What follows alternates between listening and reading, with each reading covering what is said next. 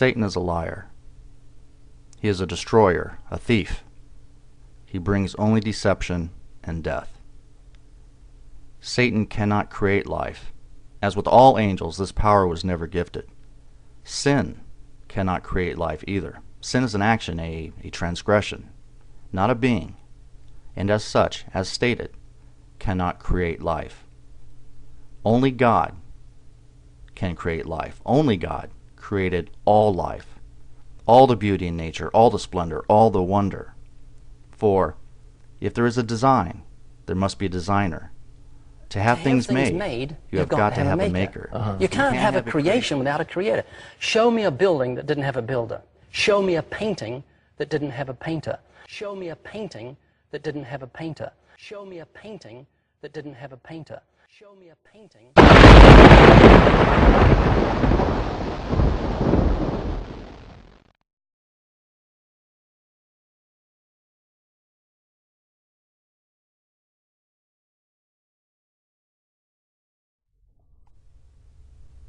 It is truly astonishing, the diversity of life and the beauty of nature that God created for us.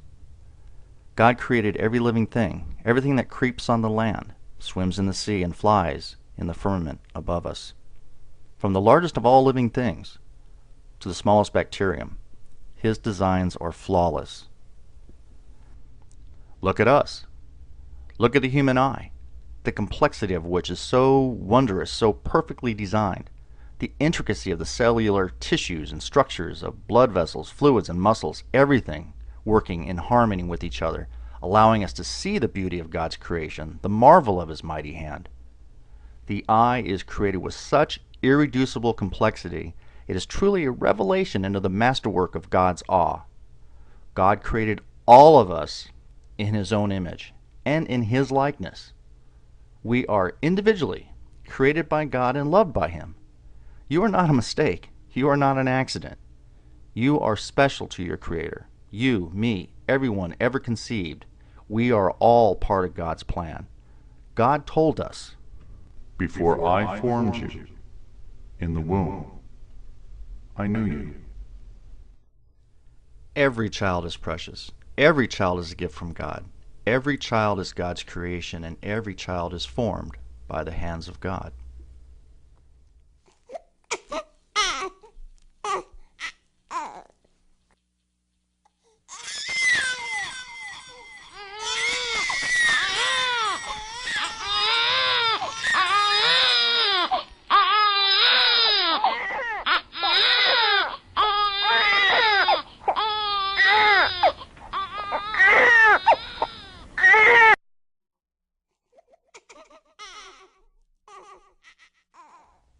Look at the human eye, so perfectly designed. The eye is created with such irreducible complexity. It is truly a revelation into the masterwork of God. It is truly a revelation into the masterwork of God. Show me a painting. Show me a painting. Before I formed you in the womb, I knew you. I knew you. That didn't have a painter. Satan cannot create life. Sin cannot create life either.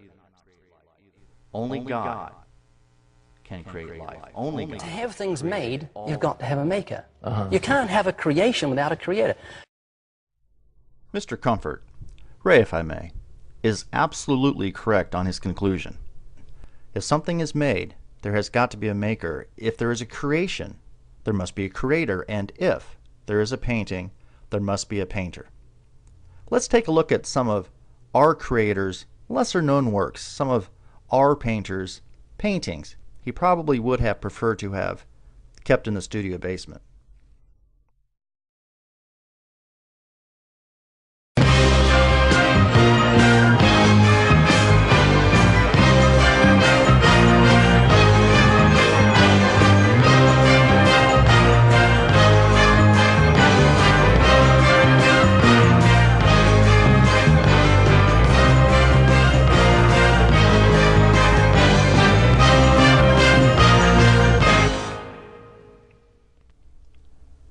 There are those who would say that mankind's sinful nature is the cause of such genetic anomalies and the suffering and despair caused thereof, not God.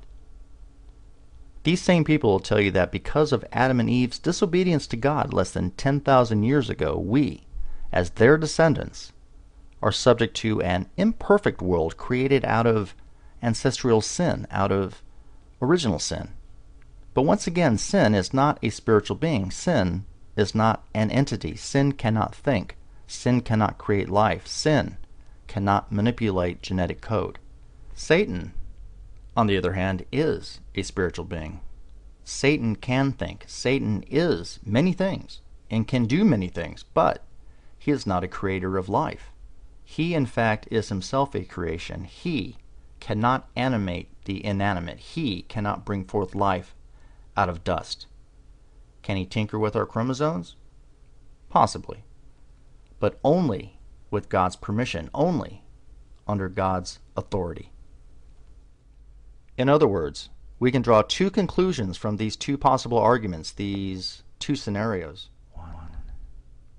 Because of the fall of mankind, God removed perfection from the earth. As part of this divine decision, he also personally chose and still chooses some children, some human beings, and even some animals, for that matter, to writhe through life, to live a life of pain and sorrow by disfiguring them in the womb, by manipulating their genetic code upon conception or shortly thereafter. And by doing so, ensuring that each of these children, each child, from its first breath, if it is fortunate enough to even draw one, to its final exhale, will never be able to fully enjoy the beauty of their Creator's creation and the gift of being created whole. Or, God has given reign to Satan and his minions, his legions, over this earth, and has granted him the authority to manipulate what God has created, not only on a cellular level, but on a molecular level as well, and not on a general or global scale, but on an individual basis. Each plant, animal, you, me, your child, your neighbor's child, your Creator has authorized Satan's ability to twist, to taint the original perfections in nature, including the beauty, which is our physical form, the things that make us human, the things that make us created in God's image and to his likeness. There are those who would say that although we do not understand why such things happen to certain people and in nature, God does. Everything was created by him, for his pleasure, and for his glory. Our painter does not need to reveal to us all things created, nor why.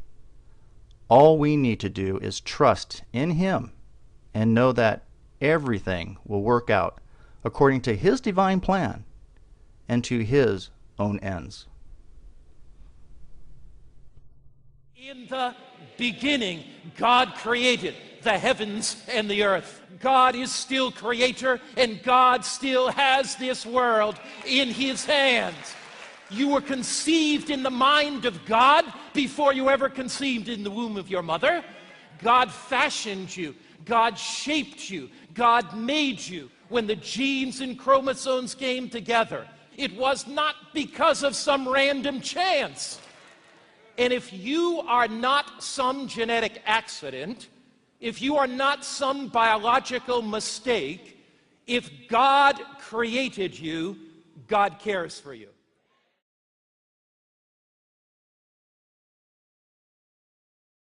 Show me a painting that didn't have a painter.